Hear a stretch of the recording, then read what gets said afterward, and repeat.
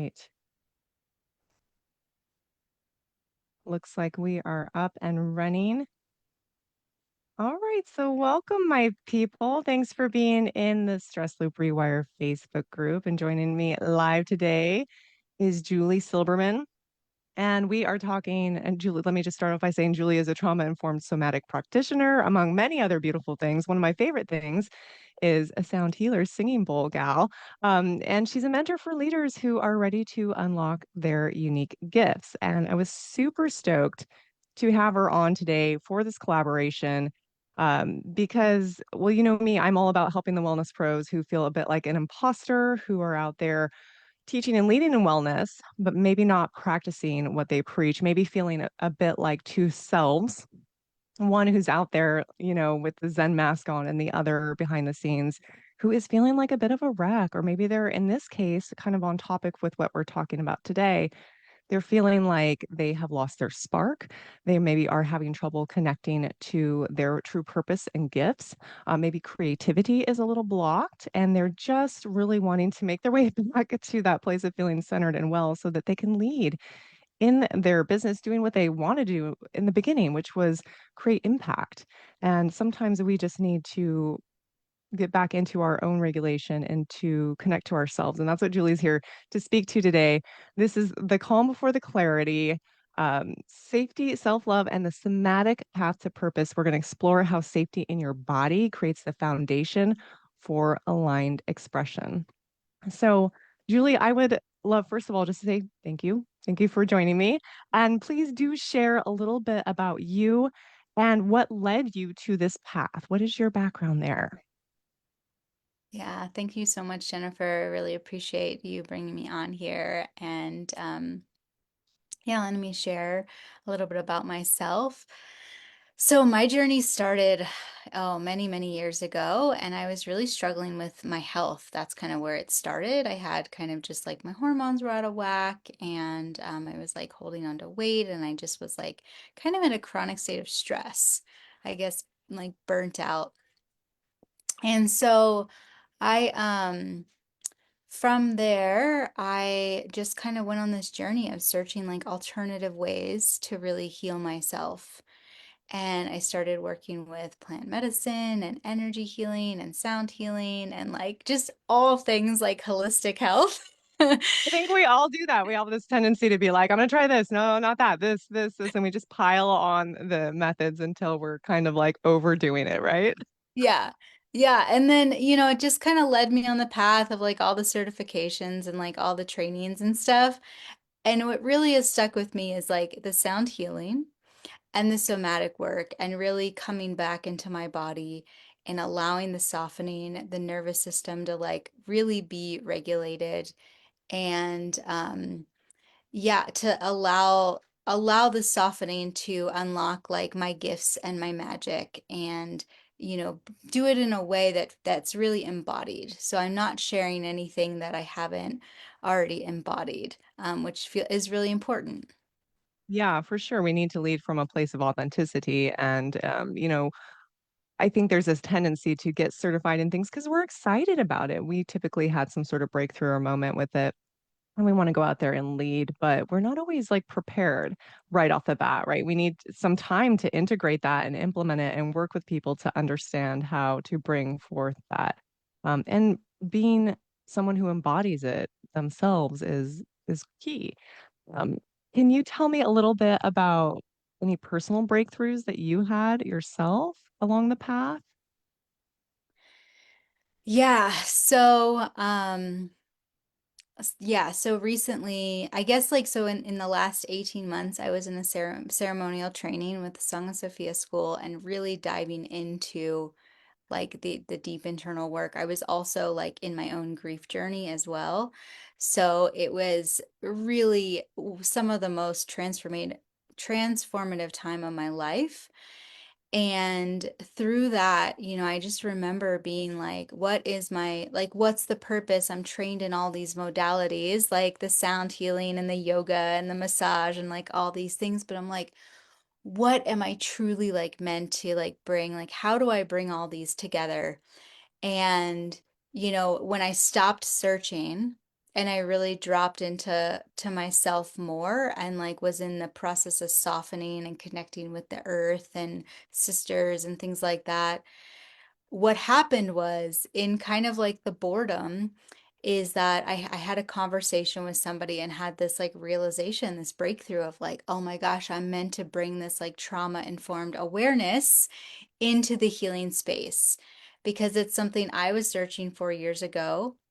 And now through my training, it's been like I've learned and I've embodied it. And I'm like, this isn't something that's like taught in the healing space. And so people go out and get their certifications and they start working with clients, and that's beautiful. And I think it's like, incredible. And there's beautiful trainings out there. And also, a lot of them don't really incorporate, especially the shorter ones. There's not enough time in a weekend training to like really embody like what it means to be trauma informed. And so I just had this huge breakthrough of like, this is what I'm meant to bring. And I'm seeing like people are asking for it and there's a need for it. So I'm helping people unlock that within themselves, unlock their purpose the way I did, and then also sharing what I do in my purpose work. Let's talk a little bit about, before we dive into all the meaty little details and things that we really want to impart among anyone watching today, because I feel like it's going to be so super helpful and it's super relevant and relatable. Let's just quickly, and we'll go into this later at the end more, quickly share what your upcoming things are that you have to offer. Yeah, so in 2 days, on Tuesday the 29th, I have a really beautiful workshop, Unlock Your Unique Gifts. And this, I'm going to be guiding a somatic journey into the body. It's really going to be a deep coming home into the body, finding that spark. Where is that spark alive in the body and allowing that spark to take up space and bring a sense of center so that the clarity can kind of just awaken from the journey. So that's really going to be just a beautiful softening more into who we are so that our we can see what our magic is like with more clarity. And then that is going to lead into my Embodied and Awaken to Your Purpose course, where we are going to dive deep into all of these things. We're going to dive deep into um, creating safety in the body, moving through the fears, some self-love, inner child work, self-expression. So really, really coming into like our fullness of who we are so that that clarity of like our purpose is alive. And is that a 6 week course? Did I read that? It's a 6 week course with like a bonus module with a guest speaker. Um, it's yeah, it's so it's so exciting. I have a beautiful friend that does like hypnosis, and like yeah, a beautiful way of like activating gifts. So I'm gonna bring her in for like one of the specific like activating modules. It's a 6 week group course. It's gonna be so full of like really beautiful somatic practices and connection and just kind of everything I've learned and embodied in the last several years with all the modalities. I'm really condensing like the things that were really the most supportive. Oh, that's so cool. I love that. It's so cool when we can have these lengthened journeys. I mean, it's not great for us all the time. We're like, God, it took me 10 years to get here. Um, Yeah. but it's great that we can then condense and kind of cherry pick like the things that we're like, this worked, this is amazing. I want people to get the most condensed, efficient, effective version of what I had to go through. And I'm going to deliver it to them on a beautiful platform so they can just, have the express right lane route instead of the long one we took, right? Yeah, and then of course it's like gonna be a journey, but it is like, it's like I was just like figuring it out. I was like, I'll try this and all these things and yeah, so it is nice to like now be able to like create this kind of mini condensed version of that. That's great. I know. I think that we, as is anybody that's really in the healing field, I think we're very open to all modalities, and I think we get very psyched and jazzed about all of them. So it's very natural to like want to try everything, and then as soon as we love it, we want to get certified in it. So, but I think you did the right thing, and it's my highest recommendation too. I had to do this myself, to kind of hone in on like, okay, what's my real calling? Because I could offer all of this, but it becomes sort of a watered down version instead of, digging at the well really deep with a couple of modalities that, will really strike hard if you offer them. And that's not to negate and say that all the modalities don't work. You know what I mean? Right. Yeah. So many women that I come across in this field feel disconnected from their original spark. How would you say that the nervous system plays into this role um, in clarity versus confusion? Can you expand on your ideas of that? Yeah, definitely. So for me, like the nervous system, it's such a beautiful bodily system that we have, right? And there's so much purpose in it, and it's so efficient, almost too efficient sometimes. So, like, the nervous system and the way our body responds to stress is, it's a really beautiful system for like when we're actually in like real threat and real danger. It does everything it needs to do without us having to think about it. What's happening though is like when there's like these micro stresses that our nervous system gets activated and it kind of stays there, consistently.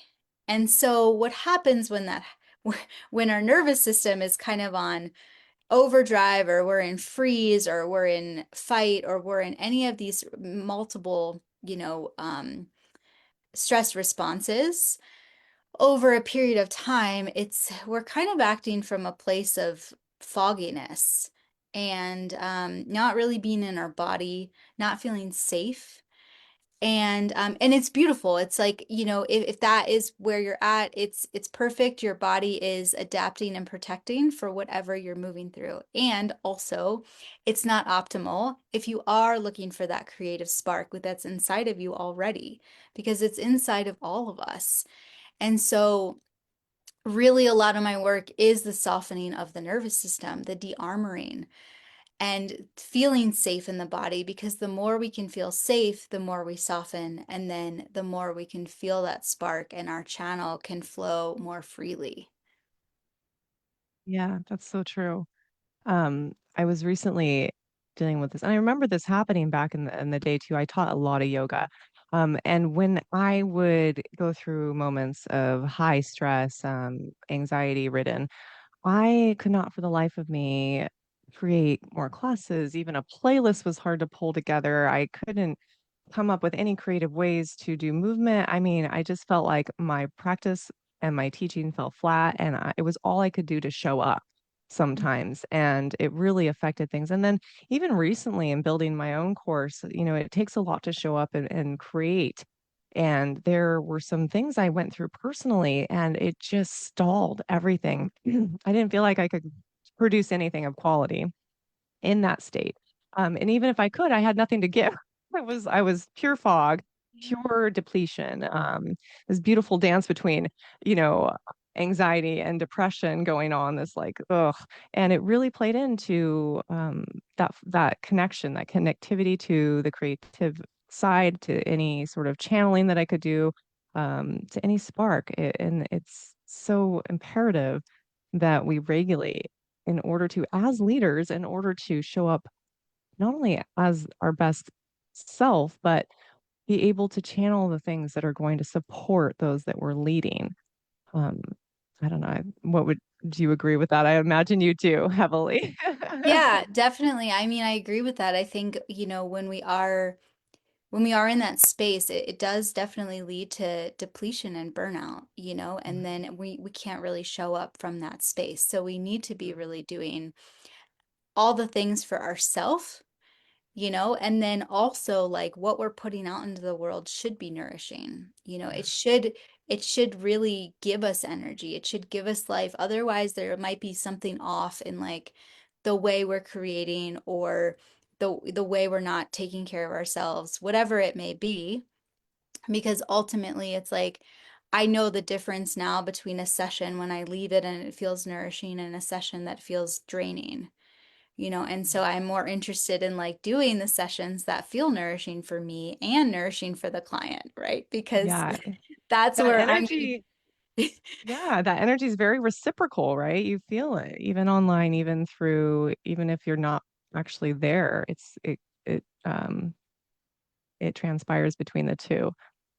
You had mentioned kind of, I love that you say this too, and I think we'll get into slowing down a little bit further in our chat, but you had mentioned you got bored. It was in the boredom that when you did slow down, it was in the boredom that your kind of own, um, I guess, unique gifts kind of bubbled up and what it was that you wanted to bring forward. Can you tell us a little bit more about like that moment when your aha moment, I guess? Yeah. Yeah, it's really interesting because one of my mentors, she always says, like, be bored. Like, it's good to be bored, right? And sometimes we get bored and then we reach, we want to watch TV or we want to reach for our phones or like whatever it is. Sometimes I use, like food. But I was actually in Hawaii and I was cooking for these retreats and there was like a 10-day break in between the retreats. And I just remember I was so exhausted because it was a lot of work. And I just remember like being in this Airbnb with a couple ladies for 4 days. And I was like, I'm not going to do anything. I don't want to go out. Like, I was on my moon. I was like, I'm just going to do nothing. And then I had a conversation with somebody on the phone and was kind of helping them integrate one of their sessions with their clients. And through that conversation is when the breakthrough came. And it was like, I was like, oh my, lit me up so much, something so simple, right? I gave myself this space to like do nothing and rest. And then I had a conversation, just like a normal, chat. And I was just like, it lit me up so much that I was like, this is what I'm meant to share. And then so what happened from there is like I was like, this is it. I feel it. Felt so alive, so different than any other like thing I put out or offered before. And but then what happened is I actually like decided I kind of let it go. I just let it go. I was still kind of like I had to come back, I was like come back to my home and like there was other things moving. And I kind of just was like, okay, there's something here, but I'm gonna like let it go. And then a couple months later, when I had the energy to start putting into my business again, it came back. And that's how I knew because, like I don't know if this relates to like everybody. I'm a manifesting generator, but like I have a lot of ideas, a lot of things, but they come in and I get really excited and then I get really bored with them. And Oh sometimes yeah. I still like try to like I've kind of like learning to like go back and like tap into the initial spark that was inspired that idea. So I've kind of learned to do that also. But this, it was like I could let it go and came back a couple months later and the spark was still really alive. And so All right. yeah. That's cool. So, for anybody watching, I'd say so far we have two great pieces of advice or recommendation, if you will. And that would be get bored, allow yourself to be bored, resist the urge to reach for all the normal things that we distract ourselves with. Because you don't know what might bubble up in that space of quiet, of solitude, of going within. And two, hang tight when you have a really hot idea. Let it go for a hot second. Make sure if it's sparking something in you, that means like something is coming alive in you. That's like almost a higher self talking to you and you're getting jazzed. But go ahead and let it go because if it boomerangs back, then you'll know that it's Yeah. meant to be. Exactly. And it's like if it comes in hot and you're like in a place where you're like, you have all the space to create and the momentum to create, go for it. But if you're like, it comes in hot, but you're like engaged with other things, let it go. But then, like, when you do have space, like, revisit it and see if there's still the spark there. So that's an amazing third point, like honor your rhythm and where you are in life and your bandwidth. And Yeah. I can so get on board with that because I do have the tendency to get super excited and then pile it all on. And now I'm just now learning to be like, that's a great idea. Where this year, not like now, but where this year might that fall into a good place to revisit because otherwise you will completely do the opposite of what we're trying to do and overstimulate yourself and get more dysregulated stressing out about it. Exactly. And this is like a whole topic on itself. We could probably do a whole nother live on this because I do talk about like the energetics too, because it's like Yeah. following the rhythms of our own energy, our own cycles, our own whatever's happening in our personal life, but also like the Yeah. collective energy. What's Yeah. happening? Do you hibernate more in winter? Like, do you do more in the summer? Do you work with like how Yeah. the planets are moving? And so there's Yeah. like, I noticed like in the winter, I kind of paused for like a couple of months. I had to go through my own process. I wasn't doing anything in my business. And then starting in the spring, it's like I had a ton of momentum and energy, Yeah. and like it was like time. And so really learning to listen and like feel the pulse of that, Yeah. because the energy, if we're meant to bring something into the world, the energy is going to support us. We're going to have like a team supporting us behind the scenes energetically in whatever we're meant to create. And I think it's really important if we're trying to force something and we're getting really tired and burnt out. It's like, okay, maybe it's not time, or maybe, we need to like look at that. Yes, and I love the idea of having a little energetic team on our side. So that's so cute. So let's talk a little bit more about how when we're stressed and we try to force something to happen, force a goal to come to fruition, force clarity, it doesn't work. It doesn't work. The real clarity comes from that slowing down. But let's give the listeners or the watchers something to help them. So what practices or somatic shifts would you recommend to help those moving from stuck to open when they feel like something just hasn't like landed yet? It's not happening for them. What would you recommend? Yeah, so everybody can really find like what works for them, but like for me, like specifically, like getting into nature is like one of my best ways to really come back into my body. Nature is like the best teacher out there, and if we can go and just spend some time in nature, put your phone away, just walk with the trees or the plants, or sit with a tree, or get in like some hot water or some cold water, whatever way anybody can connect with nature, even if it's just putting your feet on a patch of grass, or like sitting with a tree, or talking to the flowers, like whatever it is, just find a little piece of nature, wherever you are. Obviously, if you can get into the mountains or somewhere where it's really immersed in nature, that's more ideal. But even just like a tree that's in your yard or in your neighborhood is perfect. So that can be really helpful, because they can provide instant nourishment. And even if you don't have nature, you can even um, kind of connect into your body and like imagine yourself grounded and like rooted. Yeah. Some other ways are just slowing down.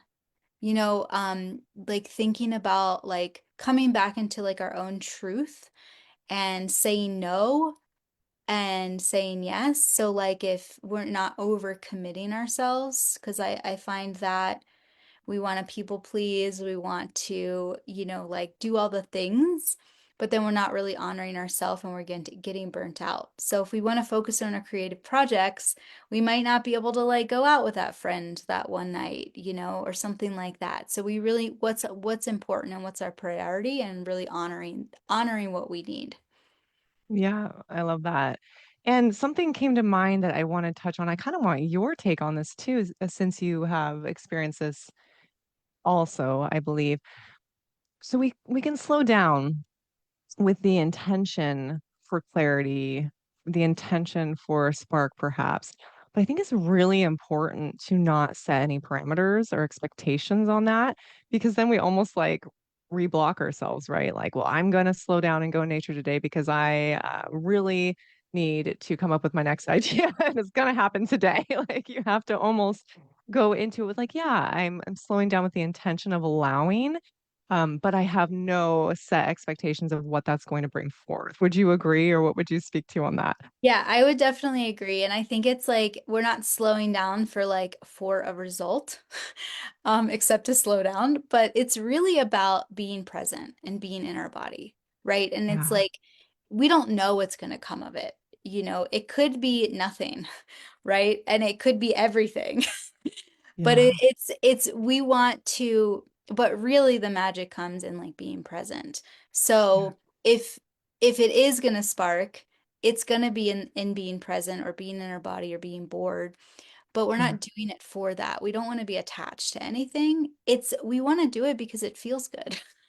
Absolutely. That should be the purpose more to because it feels good. And here's the thing, if something doesn't come up, and I think this can happen with having like meditators and stuff too, or anybody who does healing experiences, they'll maybe have like one really crazy experience during a meditation or a healing session or something, and then they go back to those hoping to have that same experience every time.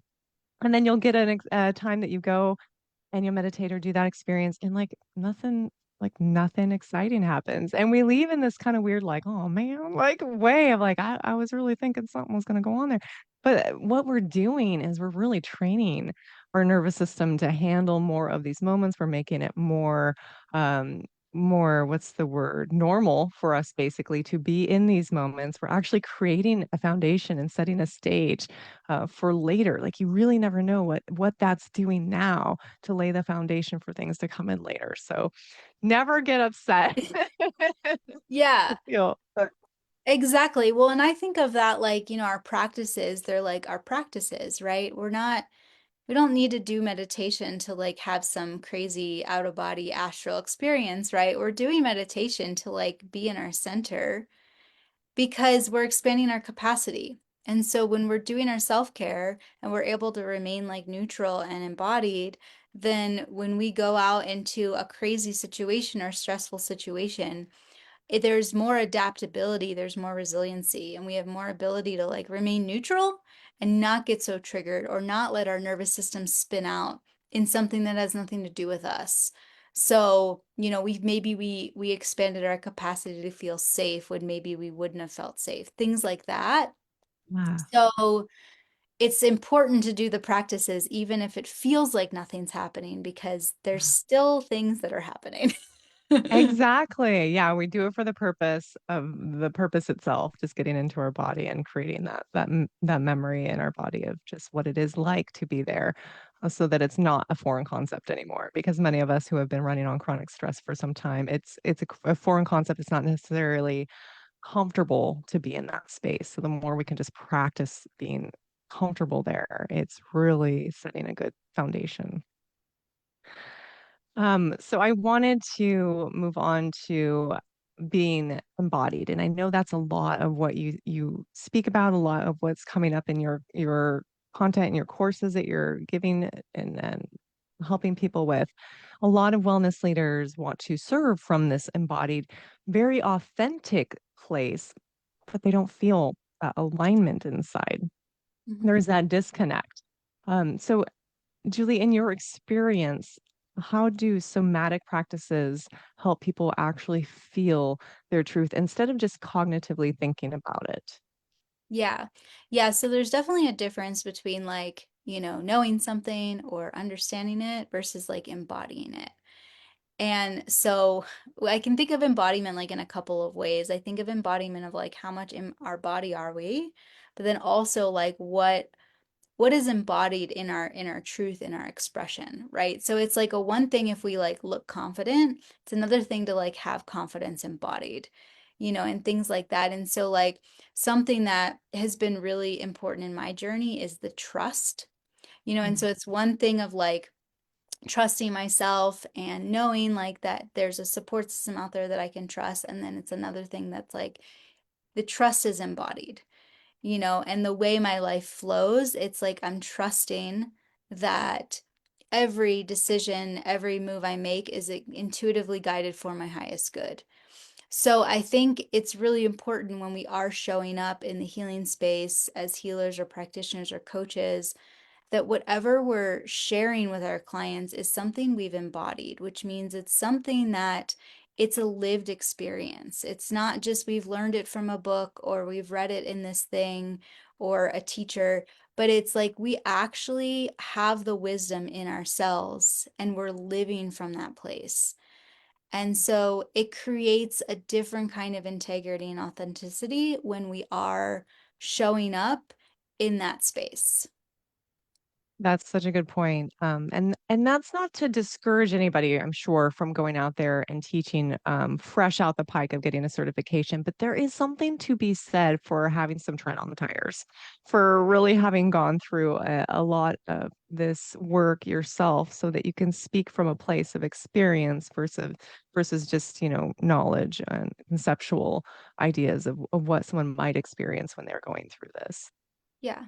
Yeah, and of course, I mean, everybody is where they are in their own journey, but I remember like in the beginning of my journey that I wanted to like right away coach people and right away do all these things and it was like okay, but I wasn't actually like ready for that. And of course, maybe there were people that could have benefited from like what I was sharing, of course. But like the more I move through my journey, the more I realize like, oh wow, okay, like this is where I am and now I can help people that were where I was a couple of years ago in their Yeah. journey because I've embodied this like new wisdom, this new life experience. But of course, if you're in your journey, maybe like if you're learning, then you can have like practice clients. It's always good to have practice clients. When you're first learning something, like in my sound healing training, it was like do 10 sessions for free before you charge, and of course, you want that experience before you have like a monetary exchange because it is important to just practice and they know you're practicing. So people are definitely open to like the practice sessions as well. Yeah, I think probably take some pressure off too. If they know that you're practicing, then you don't feel like, oh my God, they're judging me. I have to be perfect. Yeah. They know that you're working your way through it. So Yeah. there's kind of just unveils that part of it and you feel better. That's so fabulous. Thank you for expanding on that. So let's talk about the nervous system as sort of your compass. And it's very easy to say that a regulated nervous system is really your most intuitive guide because we don't really generate much intuitive actions or ideas, or things don't come through when we are dysregulated and or in one of those stress modes of fight or flight and so on and so forth. So, what I would love for you to talk on is how people can know somatically when they're on track with their gifts versus when they're just kind of acting from performance or panic mode, or, kind of sometimes we do things and then we're like, is that me? Is that right? Or am I just going through the actions because I think I have to, or or this is what they want. Can you speak to that? Yeah. Okay. So I think this is kind of a big topic. And this is something really like that I'm seeing more and more in the healing community as well of like something versus like this is like intuitive from your channel or this is like a performance. Um, and I'm not here to like judge or shame the performance. Like it's happening. And also I think like for me, it's important for me that I'm not in that place, that that I am connected to my channel. So as far as like how it relates to the nervous system, I think that, the nervous system, the first thing we need to do is really, can we notice if we are dysregulated? Because we are not going to be perfect. We're not going to be regulated. I'm not regulated all the time. But You're I can human. Oh tell, right? God, But I no. can tell when when I'm going into like a certain state. I can tell when I'm doing that, and I can usually tell in real time or like, you know, pretty close to like after it's happening. Um, and then I know kind of like how to manage what's going on in my body. But it's good to notice like can you notice what's happening in your body? For all the listeners out there, like, can you notice when you go into freeze or when you go into fight? Fight can show up as resistance and not resistance from like, I'm just kind of scared to do this, but I need to do it. Um, but like just really like kind of fighting against something. And then fleeing can show up as like avoidance or just kind of like leaving a situation because you're uncomfortable. And then freezing can show up as like you just kind of go numb, right? So it's like the first thing is like, can we notice what's happening in our body. So the more we come into our body, so the more we do somatic practices and connect into our body, the more we're able to really notice what's going on in our nervous system, where it's showing up in our body, when it's showing up, and then we can kind of track it and we can notice like when we're around certain people, do we have certain responses? When we're in certain places, in certain situations, like maybe if you're, in a place and you're learning something and it's kind of boring, then you kind of like notice you like check out, and then Yeah. it's like, okay, what's happening in my body? Like, why am I checking out to this? Or if you've ever like, this is a good example. If you ever have like listened to a guided meditation and you like fall asleep at like the same spot every time, right? It's like, what's happening in that spot? Maybe your body's tired, but maybe there's like resistance to like whatever that breakthrough is in that spot. So, these are just things to like track. And the more we track these, the more we can really become aware of what's happening. And then we can learn to kind of navigate those with our own tools. Yeah, and then you can notice if what you're moving forward with and what space is that coming out of? Is it coming from an open, expansive energy, or are you moving from this constricted, contracted state? And you bring up a good point. Like sometimes there is resistance that's like healthy resistance because we do have healthy fear, and fear is sometimes really misinterpreted. Excitement feels very similar to fear sometimes. So we have to be very astute in how things feel in our body, and then kind of notice what, like you said, what is happening consistently to make that feeling come up. And then you can dive into like, well, what is this? Kind of get curious about it, if you will. And then I think it's like, and then the more we can do that and we can know like what feels like pure and authentic in ourself, in our heart, then when we show up in a place, we're gonna know if it's like actually coming from that space or not. It's gonna Yeah. like we're gonna be able to feel that, Yeah. and then we can adjust. And this, I just want to say to all the listeners, like, don't think like you have to get this right like today or tomorrow. Like this could take years of practice to really be able to like fine tune like this space. No, I completely agree because there was a very long part of my life, and this was back when I dealt with addiction a lot. I had a persona that I put on because I didn't want anyone to know what was going on behind the scenes. And then there became this moment where I realized, oh, I'm putting on this persona, this mask, this performance, and that was the first time I realized the difference of authenticity and performing, being pretending to be a certain way. And I'm far from all of that.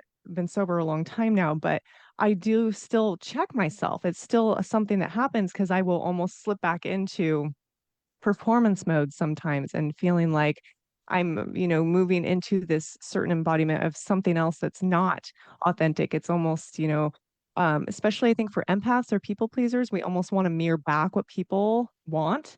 And so we start giving, what that we think they want, and we start kind of mirroring what their energy is instead of coming into ourselves and giving purely what is of ourselves.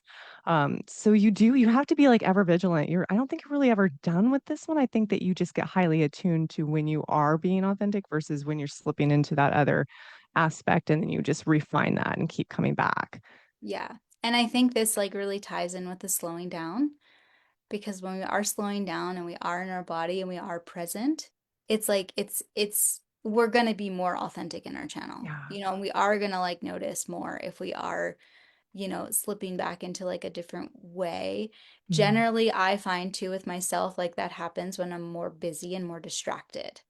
And then I don't really notice, and then it happens, and then I'm like, oh, okay, and so it's like, and so it all like ties together, it's just like really the slowness Yeah. and being in our body and having the spaciousness, and then, it allows that to flow authentically. Yeah.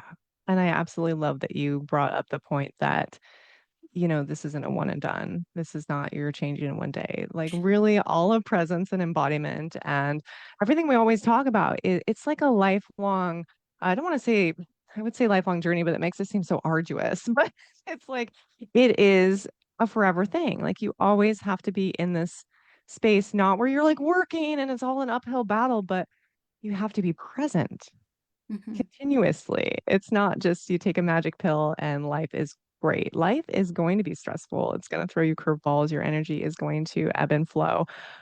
So there's this just ongoing, if you can accept that the best thing you can do is just remain present and deal with what's in front of you. It kind of takes away that feeling of like, am I ever going to be done with this work? Yeah.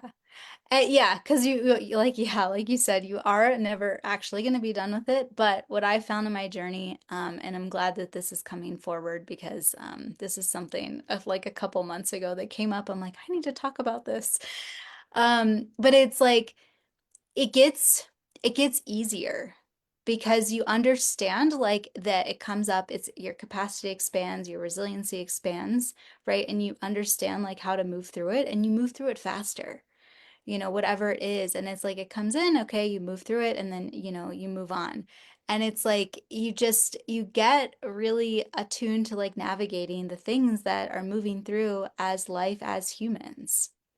Yeah, it's beautiful. Let's talk quick before we move on to reiterate all the beautiful things you have coming up. I want to talk about objections because I feel like this comes up all the time.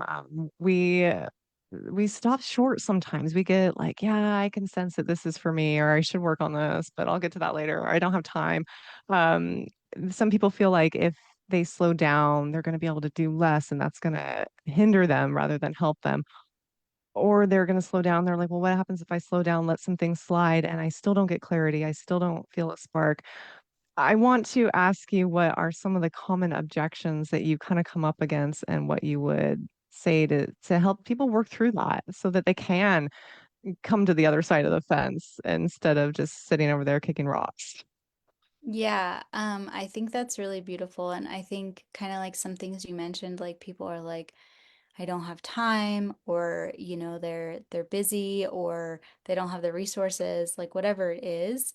And ultimately, I think these objections are a protection mechanism to not prioritize their self-care because maybe they're scared of what's on the other side, or they're scared of like actually going into the depths of like what is going to come up. And so I want to just say like you're not going to be this is hard because a lot of people face really, really challenging situations sometimes. I know that.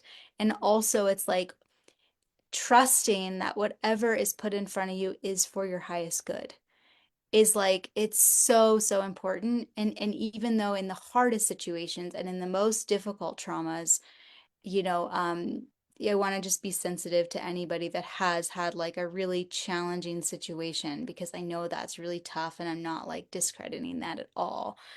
And I'm so sorry like if any listeners have gone through something so major.